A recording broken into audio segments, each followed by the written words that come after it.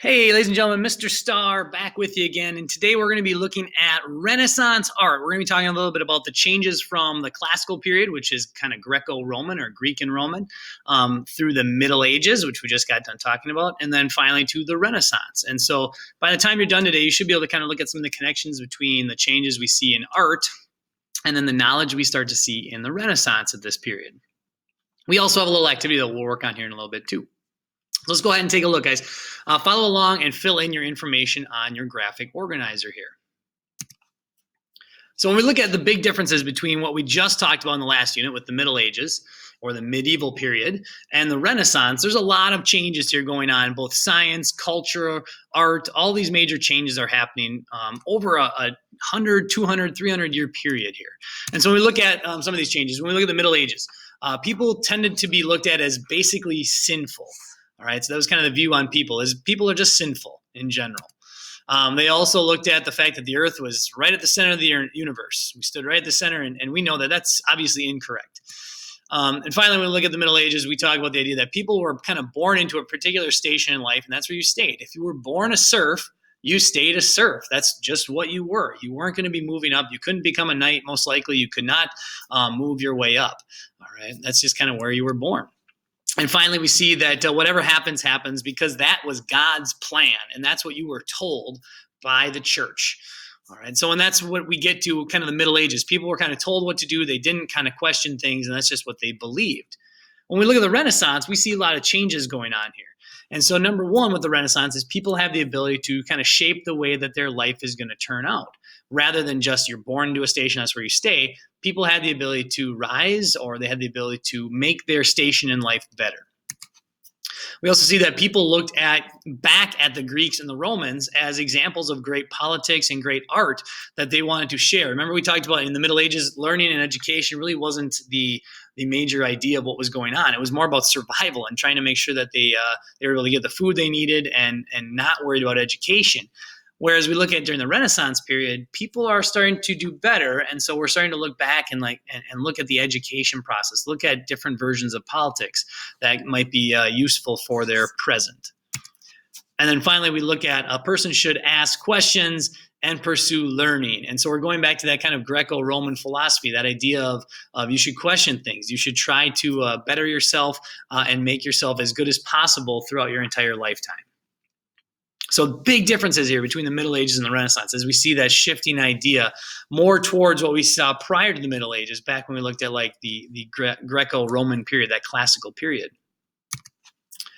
One big thing that comes out during this time is humanism. And when we talk about humanism, this is a system of thought or action where people are really more concerned about the values and the interests of actual people. People became important, and what they believed and what they thought about became important at this time.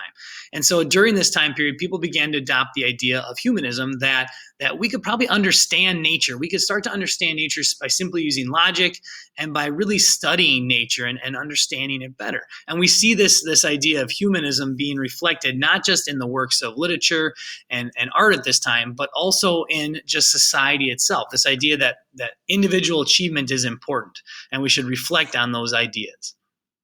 And so humanism is going to be important as we move forward looking at our artwork today too. So you have this chart right here, ladies and gentlemen. And so you've got your classical period, your medieval period, and your Renaissance period. And I want you to jot down what you've got there in the classical period right now. All right. So if you need to take a second, go ahead and pause here. But these are the main forms of classical artwork. We see all of these ideas here that show up in art. And we talked a little bit about this way back in Unit 3, first trimester. We talked about the idea that the main form of art is sculptures. That's all we tend to have left. People typically have athletic movements, or the body is being kind of glorified in some way, or the human beings are.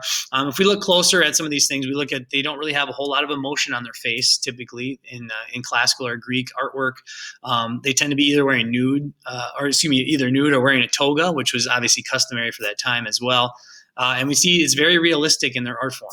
Right? Their form looks very realistic. And we also see some of the paintings that were left behind we have of pottery, everyday life, scenes of everyday life, or mythic heroes or things like that. All right, so we're going to take a look at some of this Greek classical artwork right now. And so those are the major ideas that you want to be able to see or find in each of these pieces of artwork, because later you're going to have to identify some of these just by using those ideas. So here is one right here. You can see not a whole lot of emotion. It's really tough to have emotion if you don't have eyes, right? And so that sculpture is made without really any emotion on the face. Definitely idealistic looking body, right? Is physically fit. And you can also see you can't see the rest of it. He's in an athletic pose. That's supposed to be the Greek god Zeus. So that's classical. Here's another one right here. And again, you can see, besides the fact that the head has been cut off, you can see obviously looks rather realistic. The body has a realistic shape to it. She's in kind of an athletic pose, and obviously missing the arms and the head.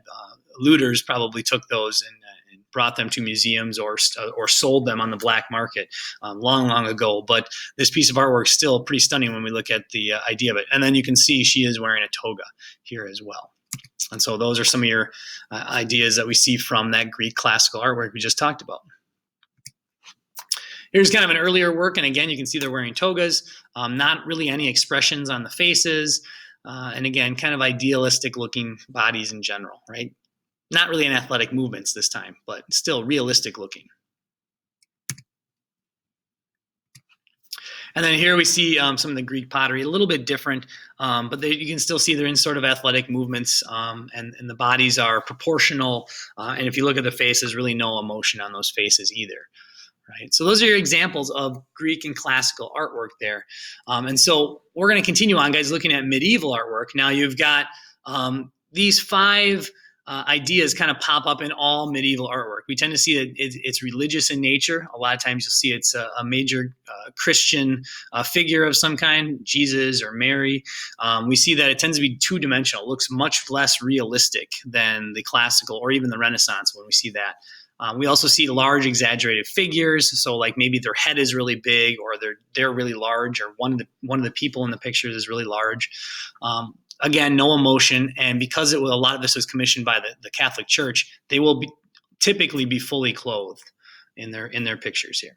All right, so let's take a look. And again, if you need to write those down still, go ahead and pause here, guys. We're going to go ahead and take a look at some of that medieval artwork. Here's one right here. This is stained glass, and you can see kind of this idealized or large figures we see here, and kind of strange. It looks very two-dimensional, right? And again, if you look at the faces, not really any emotion. It looks like they're almost kind of sad, but when you look closer, they're just kind of blank-eyed, right? Not a lot of emotion there. And then again, really, really large figures. If you were to take their arms and put them by their sides, they would be pretty long arms. So definitely exaggerated figures here as well. And it's obviously religious in nature with the halos and being the stained glass.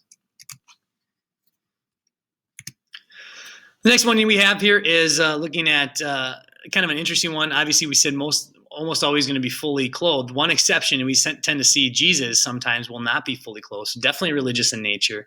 There's a lot going on in this picture right here. You can see there's some beheadings going on the right-hand side there of Catholic priests and monks, it looks like. I'm not exactly sure what's going on here, but again, definitely doesn't look realistic. If you were to take Jesus off the cross, he would be very big compared to everyone else there as well. And there's not a whole lot of perspective going on. Everything is kind of strange when we look at the kind of two-dimensional aspect to it.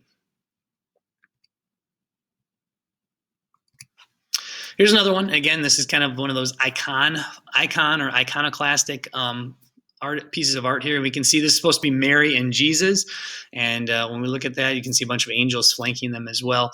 It just again looks unproportional.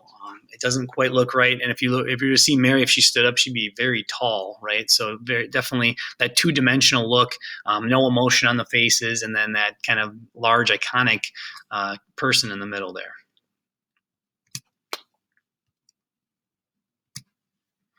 Here's another one, same kind of features, and again, you can see Mary and Jesus with a couple of spiritual members of the church here on each side, and some angels flanking them again. So again, definitely religious in nature, two-dimensional, no emotion on their face whatsoever. And then kind of an exaggerated feature here when we look at Mary. She's very large again in this picture.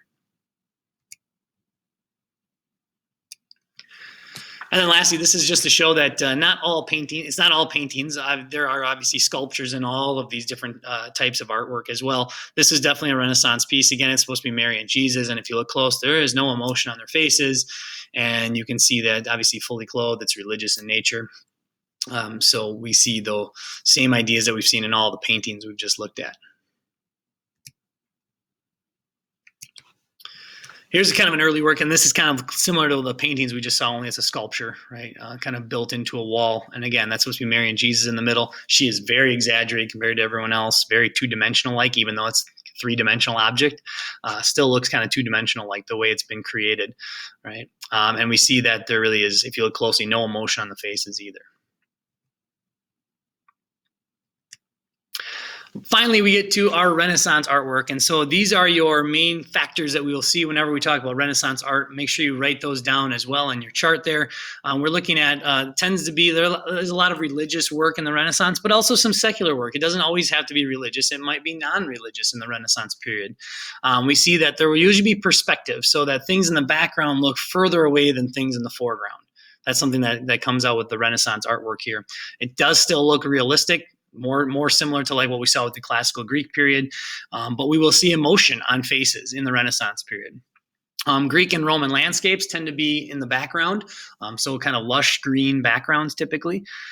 We also see a lot of portraits, and that's that idea of humanism, the interest in individual achievement and the person themselves. And so we'll see a lot more portraits being done in the Renaissance. And then finally, one thing that we see, and it may be tough to see in a lot of the ones we look at today, but in the Renaissance, artists finally got their due, and they individually signed each piece of work, and they were actually paid for them. Now, unfortunately, a lot of our famous artists that we know really did not make money off of their art for the most part. They may have maybe made enough to get by, but they didn't become famous and rich off their artwork, unfortunately for them. So if you need to write those down, so guys, pause right here and get that on your chart, please. So this is one of the most famous pieces of artwork from the Renaissance, obviously. This is the Mona Lisa. And if you look closely, there's a little bit of emotion on her face. You can kind of see a little bit of her kind of smirk or a smile there, right? And if you look behind her, it's tough to see, but there is definitely kind of a lush green background. And if you look over her right shoulder, you can see kind of a bridge going over a river.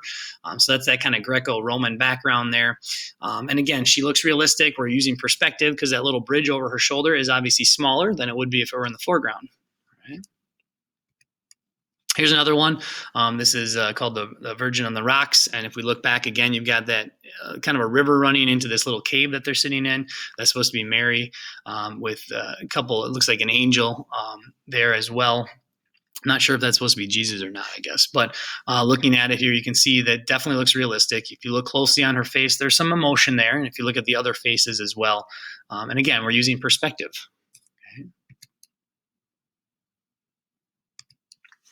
Another very famous one, and you can see that these ones have all been by Leonardo da Vinci so far. Again, maybe the most prominent thing in this picture is the perspective. If you look at the entire page, everything works its way towards the center here, the forced perspective of Jesus in the middle. If you look behind it, the windows in the back are smaller than the windows or the openings in the foreground here.